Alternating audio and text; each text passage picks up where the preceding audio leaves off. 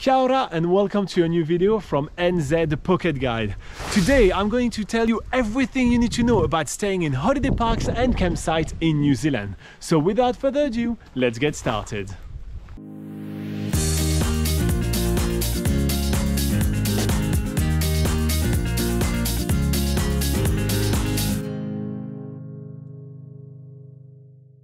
Okay, so let's begin with freedom camping.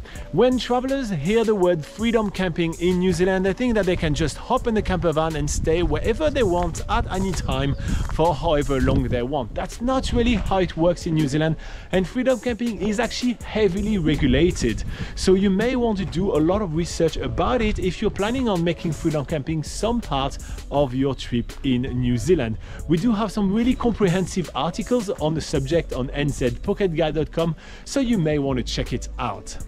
Next up on our list, we have the fact that holiday parks have a lot of different facilities. In fact, all kinds of facilities. Some have bouncing castles, some have gigantic kitchens, some have swimming pools with slides, and so on. And a lot of them have kayaks. Apparently, that's a thing that every holiday park seems to have in New Zealand, or at least any of them which are near some kind of body of water.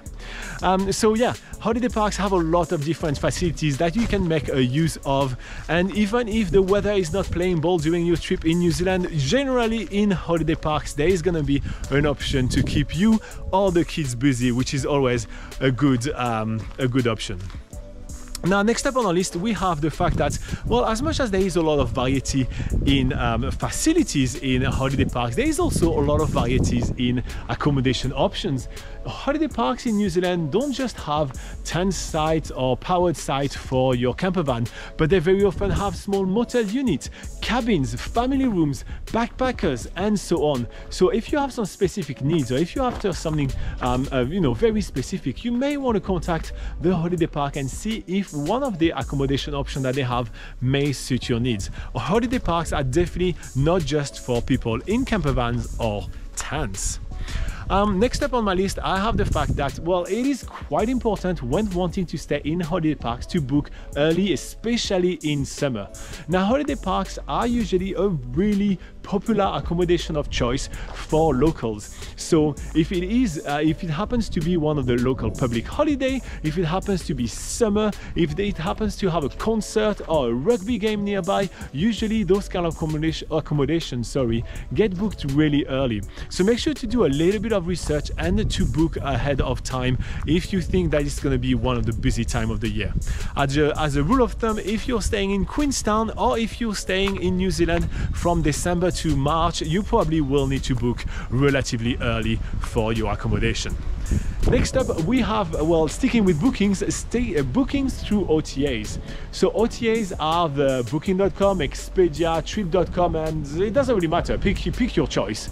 And booking through them allow you to have an extra level of flexibility when it comes down to cancellation policies. We've seen that a lot with the COVID-19 crisis, where a lot of travelers were left stranded without the possibility to get their money back due to the fact that travel was completely off the board, right? You couldn't travel.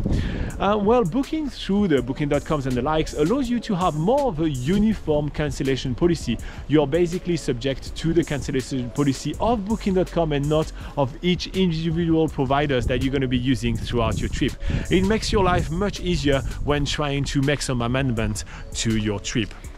Now, one thing that you need to keep in mind is that in New Zealand, we do have a lot of different groups of holiday parks. We have the Kiwi holiday parks, we have the top 10 holiday parks, etc. Now, there is no standard in between all those holiday parks, and there will be wide varieties of services offered in all those different holiday parks. So you need to be aware of that. Don't expect the same service in something which has the same branding. It's not usually the case.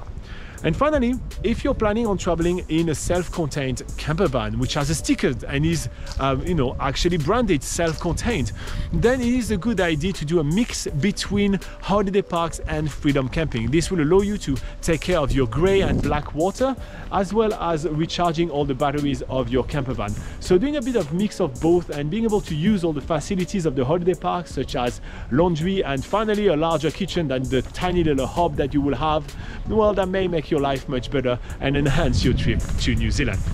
Alright, so that's everything that I have for you today. There is much more on nzpocketguide.com, so check it out. And the whole team is joining me in wishing you the best time ever in New Zealand.